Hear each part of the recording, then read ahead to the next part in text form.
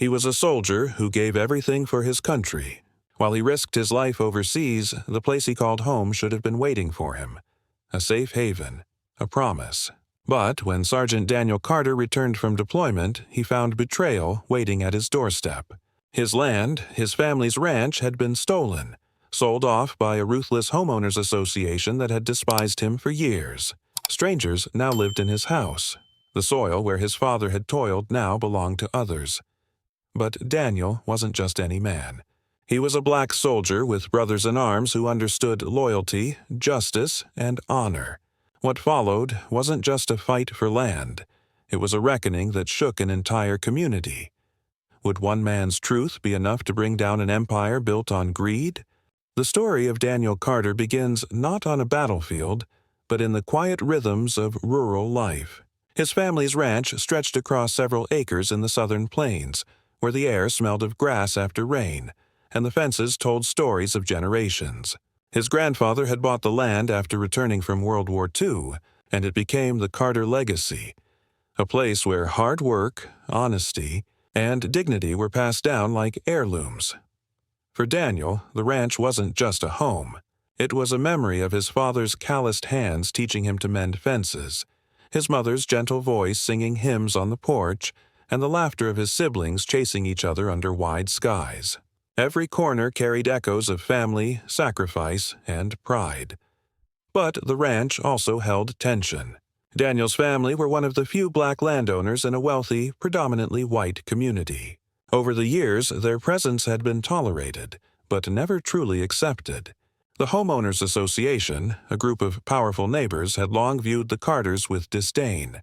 They frowned at the trucks in the driveway, the old barn in need of paint, the fact that Daniel's father preferred overalls to tailored suits. The HOA called it preserving standards. But Daniel knew it was racism wearing the mask of regulation. By the time Daniel reached adulthood, he understood the unspoken rule. No matter how much his family paid in fees, no matter how much they improved the land, they would never be good enough for the people who believed the neighborhood belonged only to them. When Daniel's father passed away, the responsibility of the ranch fell squarely on his shoulders. He had already enlisted in the army by then, driven by a sense of duty but also by necessity. The ranch alone couldn't sustain his family anymore, and military service offered both stability and honor.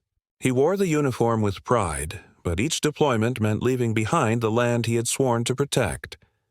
Before every tour, Daniel walked the property line, running his hand over the fences, whispering a silent promise. "I'll be back." And he always was, until one deployment changed everything.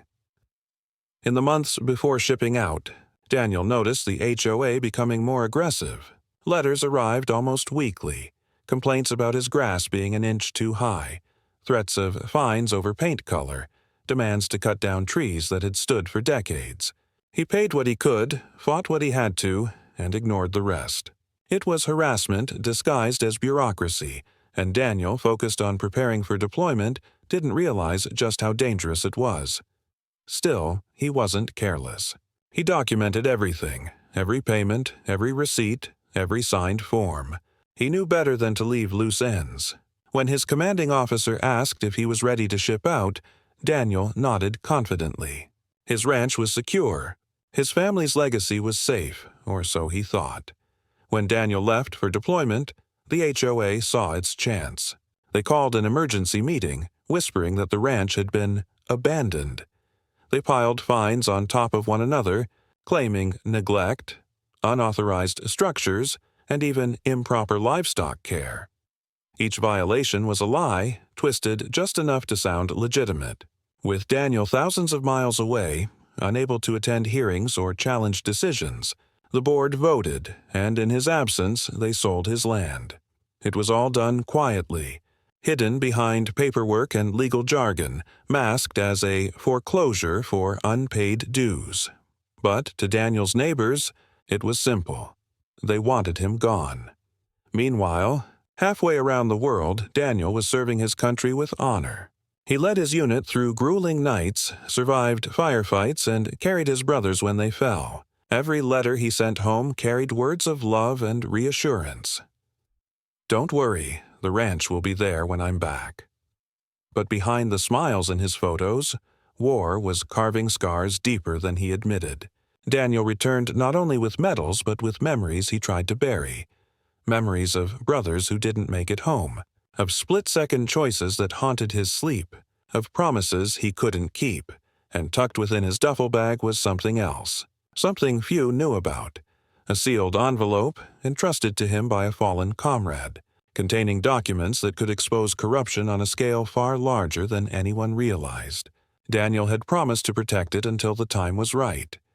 That envelope, silent and forgotten, would soon prove to be the HOA's greatest mistake.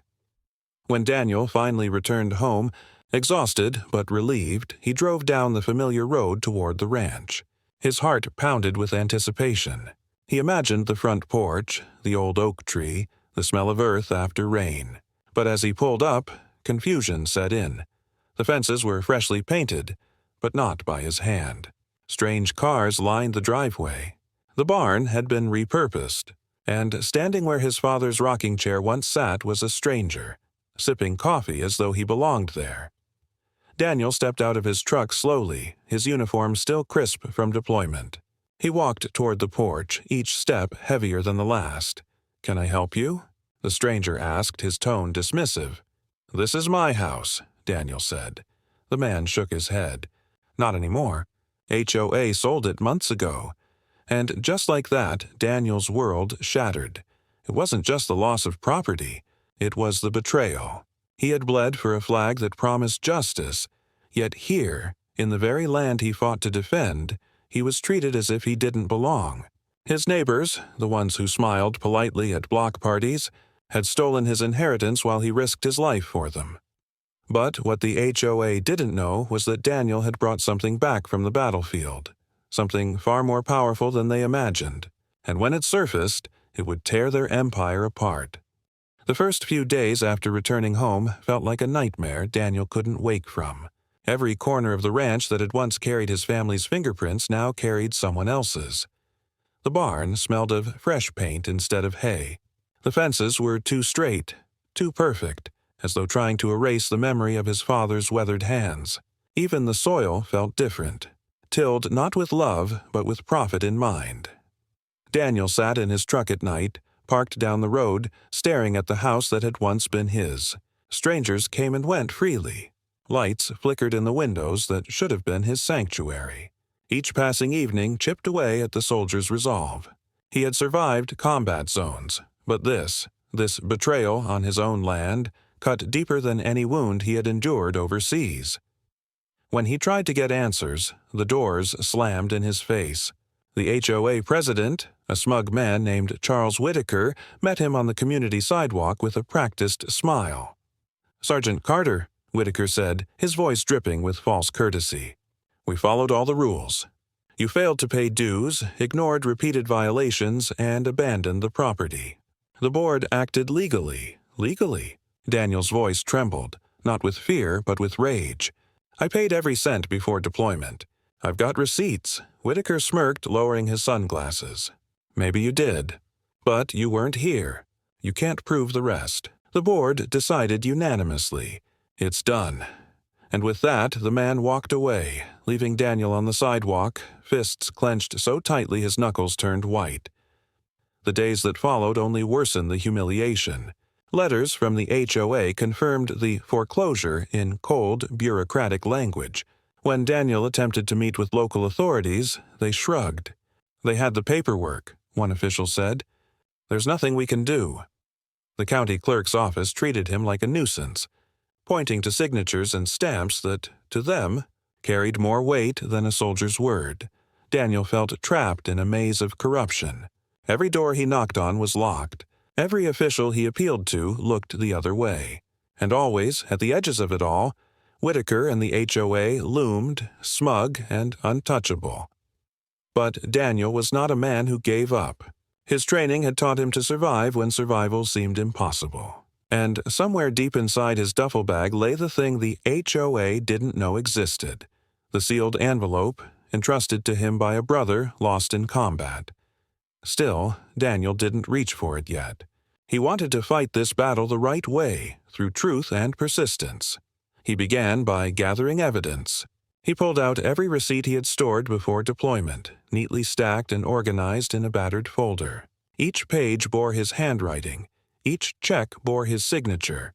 He photographed the property before he left. Images of his fences, his house, his barn, all intact, none abandoned. He interviewed neighbors who remembered seeing him maintain the ranch before shipping out. Piece by piece, he built his case, but the HOA anticipated him. Every time Daniel submitted paperwork, they countered with claims of lost files or errors. When he requested meeting minutes, they claimed the records had been destroyed. When he pressed further, they hired lawyers, expensive ones who buried him in motions and deadlines he struggled to meet. It wasn't just about money. It was about exhaustion. They wanted him to quit, to accept the theft as inevitable. And then came the threats. Anonymous notes appeared under his truck's windshield. "Stop fighting, or you'll regret it." His tires were slashed one morning. A rock crashed through his temporary rental's window late at night. Daniel had faced enemy fire overseas, but the idea of being hunted in his own hometown chilled him in a way combat never had. One evening, as he sat alone at the edge of town, a familiar voice broke the silence.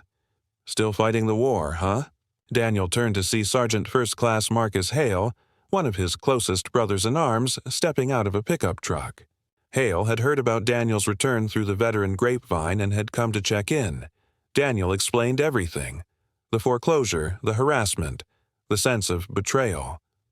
Hale listened quietly, his jaw tightening with each detail. "They picked the wrong man," Hale muttered finally. "You didn't fight overseas just to lose your home to a bunch of cowards." For the first time since his return, Daniel felt something spark inside him: solidarity.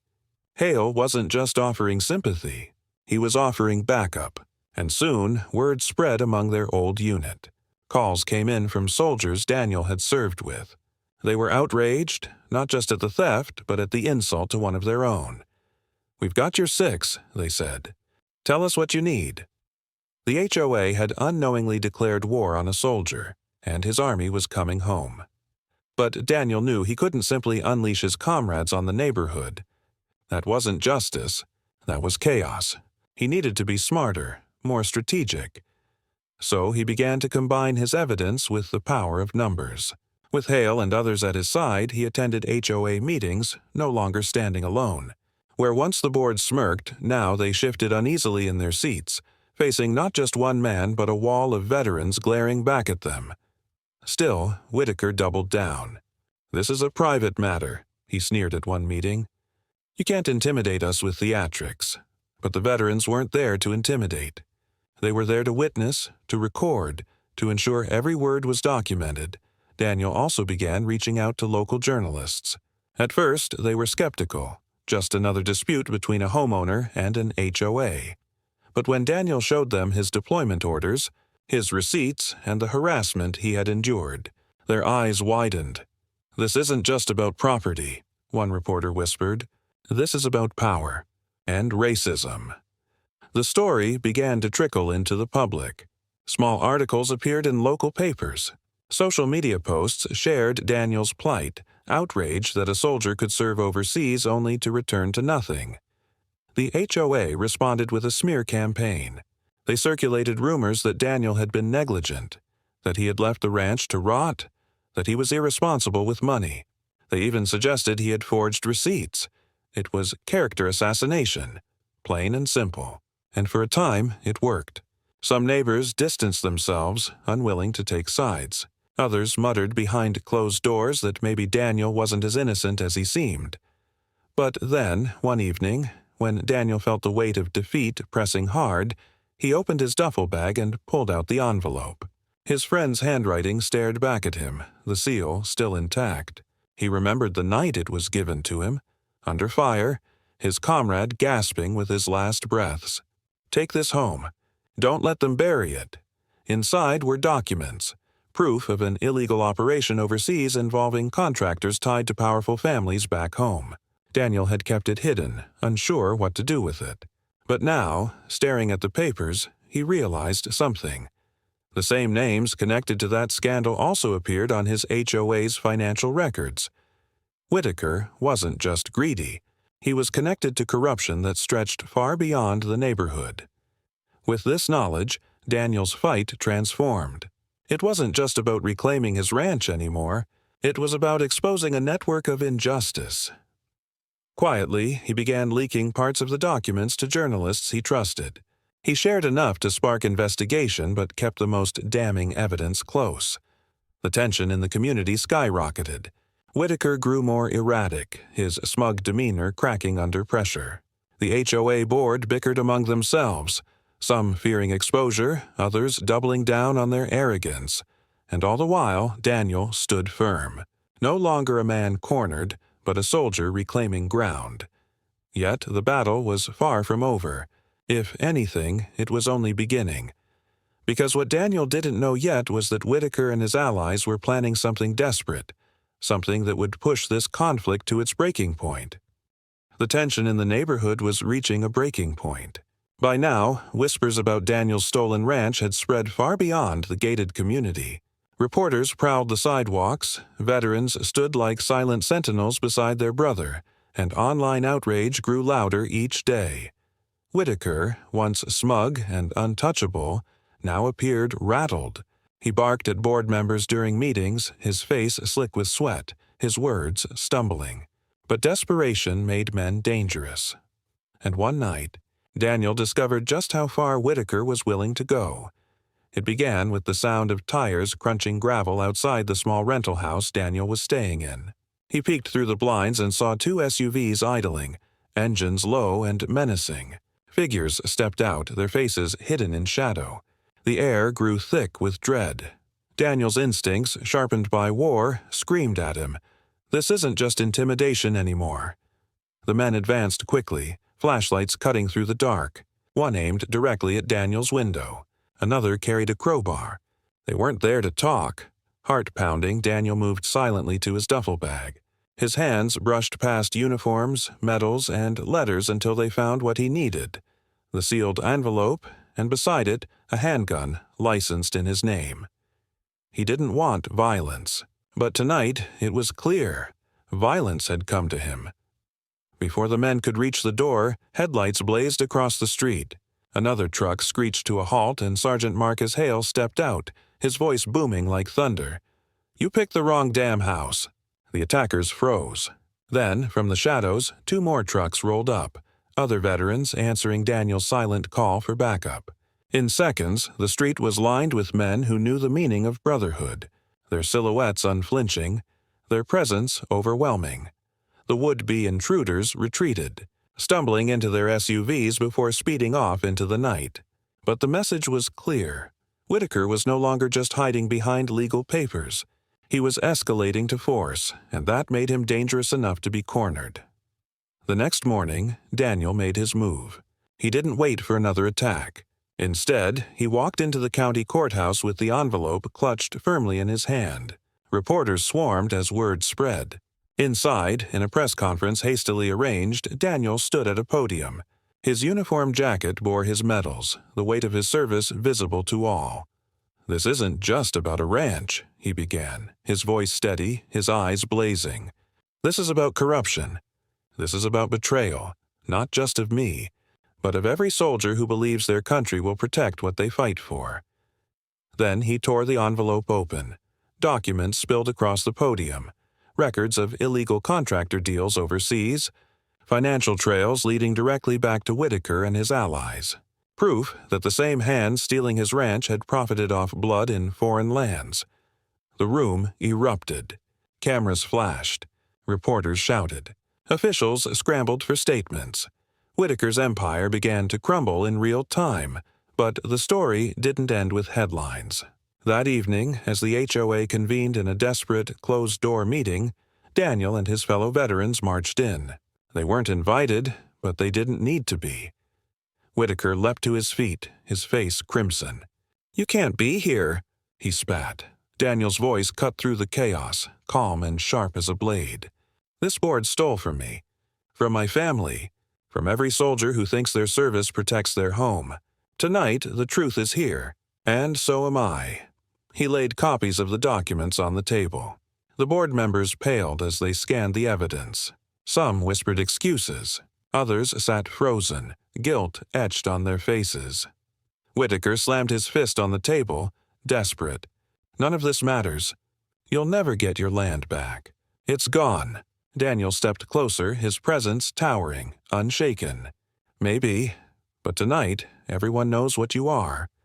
And in that moment the facade of power Whitaker had clung to for years shattered. He wasn't untouchable. He was exposed. Outside, hundreds had gathered. Neighbors, veterans, reporters, strangers drawn by the unfolding storm. As Daniel exited the building, the crowd erupted in cheers. His name echoed through the night, no longer whispered in pity but spoken in respect. The HOA had tried to break a soldier. Instead, they had awakened an army. And the shocking truth Daniel had carried from the battlefield, the envelope his comrade had entrusted to him, had destroyed not only the theft of his ranch but the illusion of Whitaker's empire. The fight wasn't just for land anymore. It was for justice, and justice had finally arrived. The fallout came swiftly. Within days of Daniel's public revelation, local news spiraled into national coverage. Headlines screamed of HOA corruption exposed by black veteran and soldier's ranch stolen, truth uncovered. Politicians who once ignored him scrambled to appear sympathetic, promising investigations and justice. The Department of Justice opened a probe into Whitaker's financial dealings. Several board members resigned in disgrace. Others were subpoenaed. The HOA, once arrogant and untouchable, fractured under the weight of exposure. As for Whitaker, his downfall was brutal. His smug smirk, once a permanent fixture, disappeared as cameras swarmed his doorstep. Neighbors who once applauded his power now avoided his gaze. He wasn't the king of the community anymore. He was the face of its shame. And Daniel? For the first time in months, he felt air return to his lungs. His ranch wasn't immediately restored. The legal battles were far from over. But something more important had been reclaimed. His voice, his dignity, his truth. The world now knew what had been done to him, and no amount of paperwork could erase that. But the story didn't just end with Daniel. His fight sparked something larger. Across the country, veterans began sharing their own stories of harassment, foreclosure, and corruption. Community after community began questioning the unchecked power of HOAs. What began as one man's struggle became a movement. A reminder that silence only feeds injustice, but truth can starve it. Neighbors who once watched from a distance approached Daniel differently now. Some apologized quietly, admitting they'd believed the HOA's lies. Others offered support, meals, donations, even legal aid. But Daniel never sought pity. He sought accountability. Each night he returned to the road overlooking his ranch. Though strangers still lived there, Daniel no longer looked with despair. He looked with determination, because he knew one day he'd walk those fields again. And when he did, it wouldn't just be his victory. It would be a victory for everyone who'd ever been told they didn't belong. Weeks later, standing before a gathering of veterans, community members, and reporters, Daniel spoke with quiet strength. "They thought they could erase me with signatures and lies. But they forgot something. A soldier doesn't abandon his post. A son doesn't abandon his father's land. And truth doesn't abandon the people who fight for it." The crowd roared with applause. And in that moment, Daniel realized the battle was no longer about reclaiming a ranch. It was about planting a seed of resistance that would grow in every community where power tried to crush the powerless. The HOA stole his land, but in their arrogance they gave him something greater, a story that could never be silenced. And maybe, just maybe, that was the true inheritance his father had left him.